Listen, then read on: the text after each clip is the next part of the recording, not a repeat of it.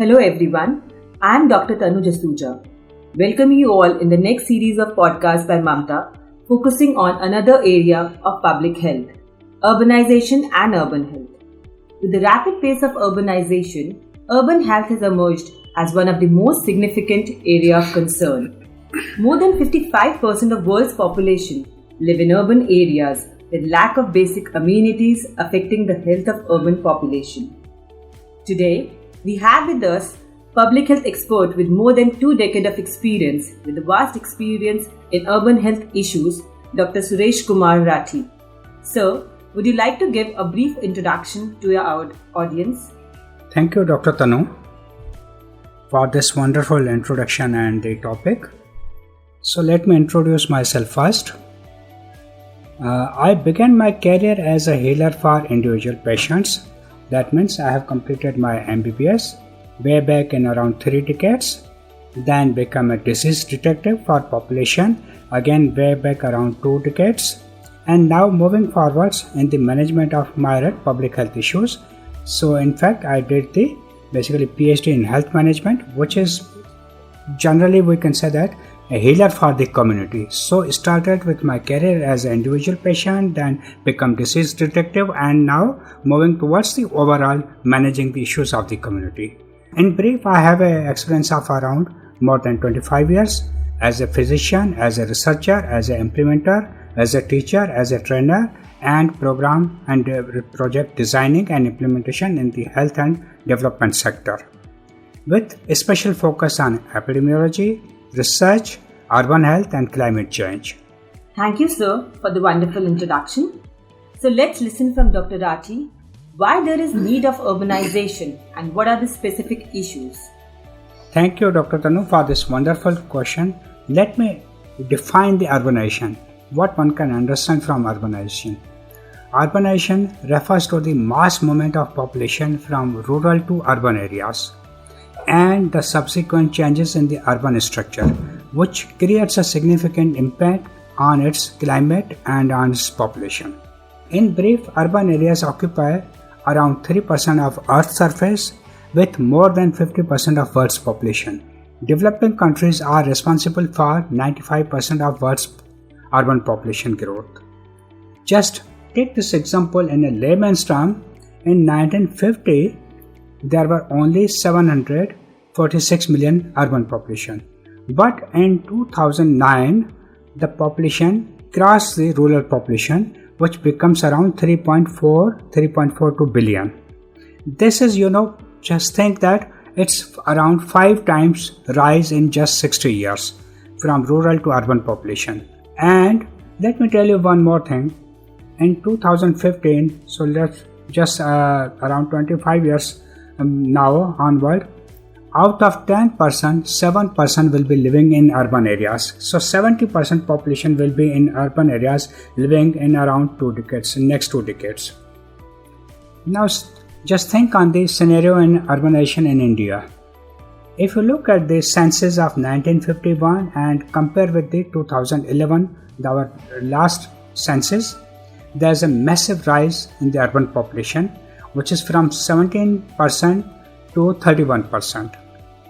Again, if you compare the cities between 2001 and 2011 population, there's a massive growth of the small towns and cities, which is from 5,000 to around 8,000.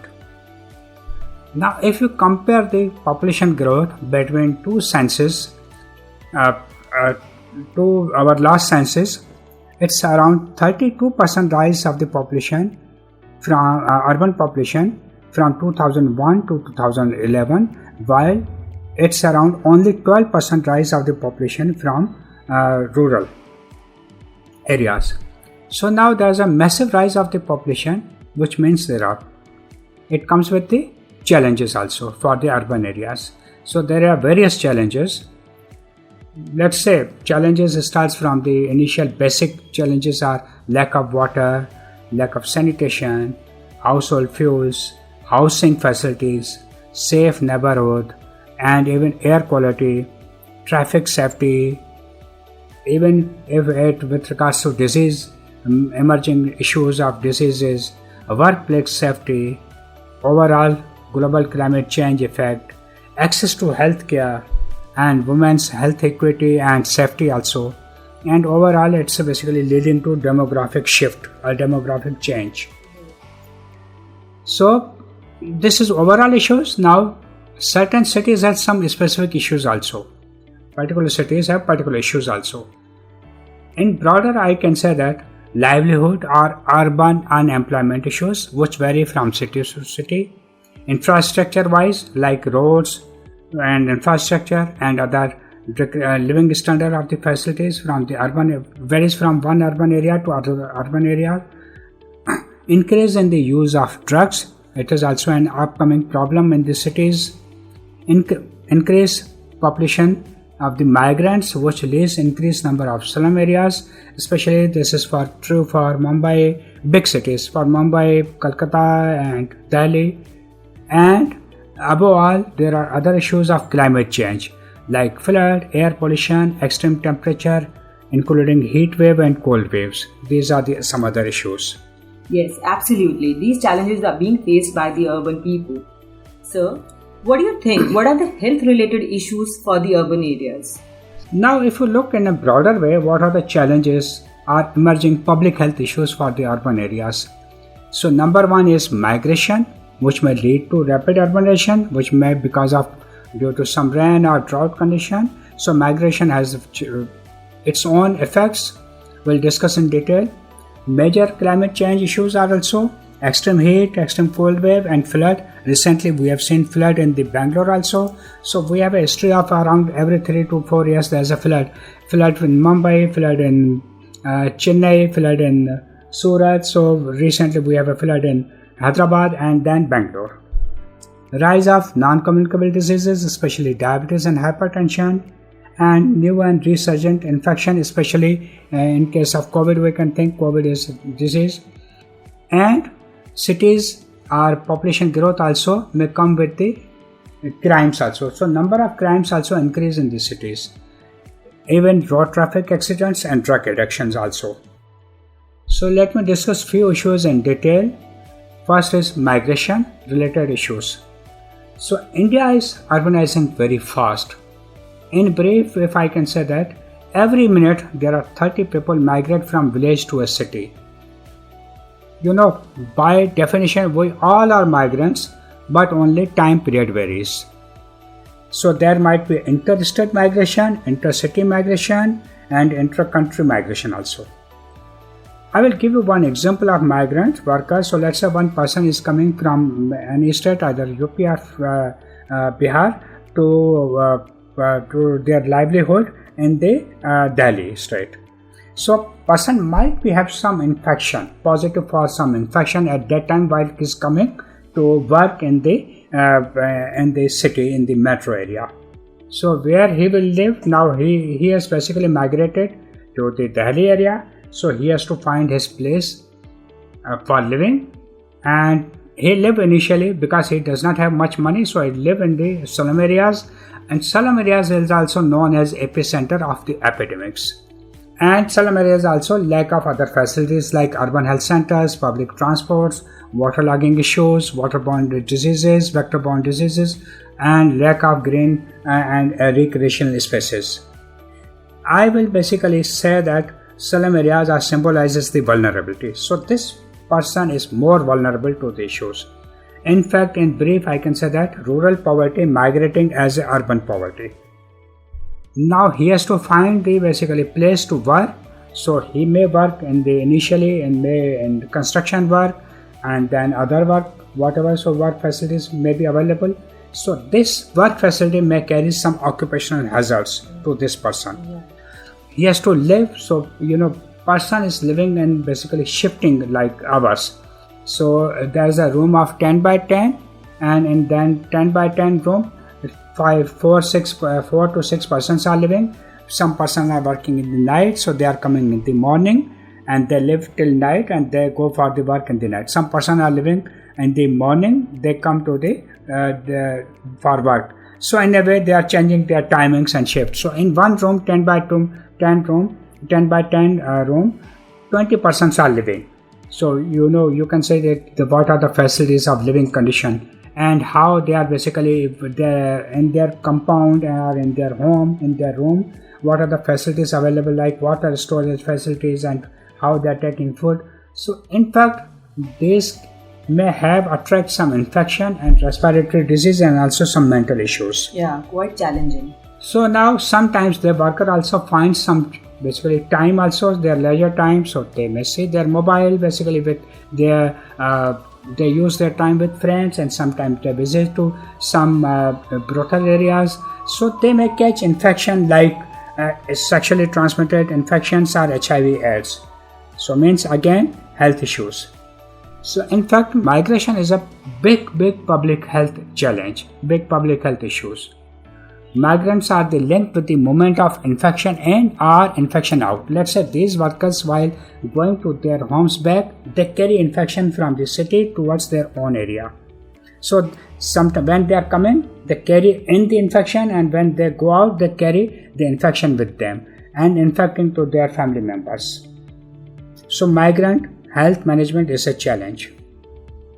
Now let me define another issue of the health related urbanization and health issues is the climate change. So we have now a heat wave everyone is facing in different cities, cold wave also, okay, sometimes rain which causes the flood also. The coastal areas have a cyclone problems and sea level rise, and air pollution is also an issue. So although it's a man-made, but there's an issue of air pollution also. So now let me define another problem in the urbanization. If you find in every home, at least you will find one person, he or she is either suffering from asthma or allergy or blood pressure or cancer or diabetes or some elderly related issues. So at least you will find at least one person.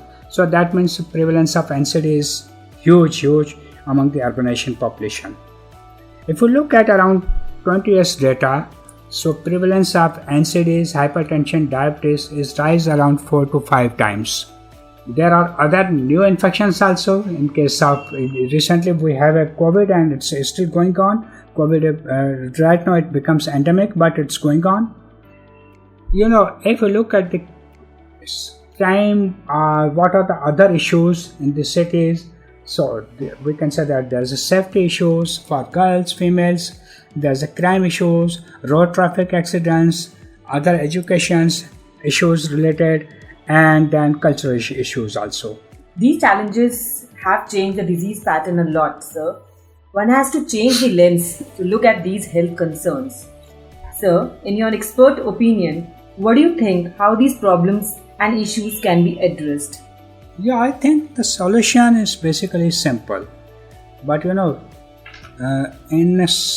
one sentence, I can sum that life was very simple, but we made it complicated. Right. So my point here is that we need to shift our focus from the expert thinking level towards to population thinking and strengthen our urban health system by introducing the city-specific action plan. So I will describe in detail what is the city-specific issues and the plan.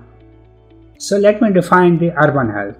Urban health is the study of urban characteristics, including features of the social, physical, environment, features of the urban resources infrastructure that can influence health and disease in the urban context. Now, what do we mean by city-specific action plan? If we do not create urban areas for these people to migrate to, our existing cities will become dense slum areas. So we need to create the infrastructure for them in terms of health. Let's say for rural areas we have a population at health center at around 30,000 population. Here, in case again for urban areas, we can devise the same system for the urban population. So urban primary health care centers should be a 30,000 population with at least 3 health and wellness center, which covers around 10,000 population per health and wellness center, and we have at least 2 NM per health and wellness center. So this I think we need to define and plan for the urban population. This is one thing. The current demographic shift is more likely to be associated with urbanization and health care due to increase in the aging population, which comes up with the rise in the non-communicable diseases, especially terminal ill patients also. Hence, we have a wonderful program of government, so we need to implement properly NPCDS program on diabetes and hypertension. I am also thinking that we should have yoga or gym center in every urban primary health center.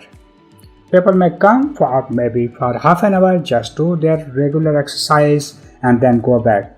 Every urban area or city should have palliative care unit also, which provides happy healthy hours to terminally ill patients. So let me introduce in a different way what a safety specific action plan should have. So first is, we don't need some drastic changes. We need basically whatever is available, we can modify according to the need of the population. I call it as a brownfield approach. It means intervention to enhance the quality of physical, social, economic, institutional infrastructure. Second point is, we should have migration specific policy for particular city, and it may vary from city to city. We should have heat and health action plan for the cities where temperature is the issue, a high temperature is the issue, and we should have a other plan known as cold and health action plan for the cities where there is a cold wave issue. We should have a flood management plan, as you have seen recently that different floods in different cities. Starting from 2005, there is a Mumbai flood, Surat flood also, Chennai flood, and recently in Hyderabad and then Bangalore. Coming to the managing the regular issues of the disease surveillance, we have a wonderful program at national level that is known as IDSP, but it should be more specific at city level. So we can say that it should be urban services monitoring system for city level. This will basically report the whatever the disease pattern on daily basis, so that we can catch up the issues or disease or epidemic very early. Above all, I will call that we should have academic partnerships. Urban areas or urban local bodies must have academic partnership with medical colleges or other institutes, IIM, IITs, basically to work closely for the issues of the population. So, city-specific action plan is really important. Yes. So, I'm posing a few questions for you to ponder. Question number 1. What will be the challenges of your city by 2030? I'm repeating the question. What will be the challenges of your city by 2030? So let's say if you are from any city, from Hyderabad, from Bangalore, from Mumbai. So what will be the challenges for your city by 2030? Just write down. Okay. What are the drivers of these challenges? You can list them. What are the main factors responsible for this? And which factor is most important, according to you? What will be the feasible solution for them, for these problems? How does you or either your organization contribute in reducing these challenges? These are great questions to ponder on.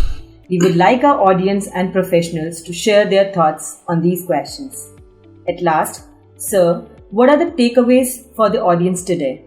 I consider 3-4 key messages. Okay, we are aware that around 30 people per minute are moving towards the city, and there's a natural population growth. So these two issues, migration and natural growth,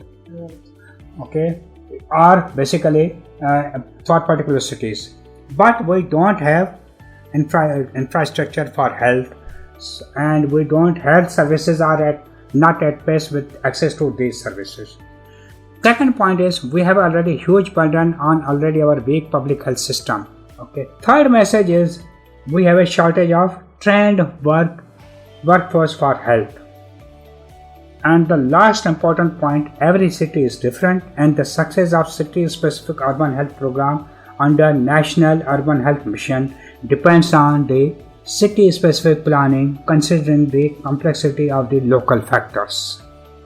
These are really important. Thank you very sir. much. Yeah. Thank you, sir, for giving your time and enlighten us on the urban health aspects and to highlight the need of hour to strengthen the public health workforce for motivating and working towards it. Thank you, sir.